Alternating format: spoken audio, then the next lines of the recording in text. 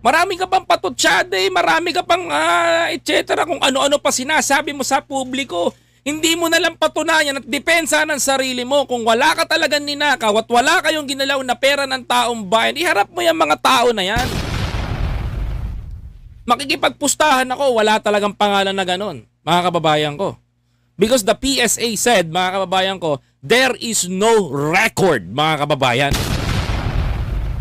Diba? Sasabihin ng mga DDS, magkano bayad sa'yo? Ba't ka bumabanat ng ganyan? Putya, taxpayer ako. Diba?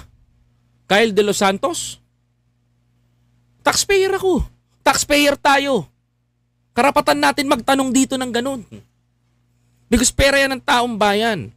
At kung hindi mo kayang halagaan at hawakan ang pera ng taong bayan, mag-resign ka na sa pwesto mo. Bigay mo na yan pwesto mo sa tao na kaya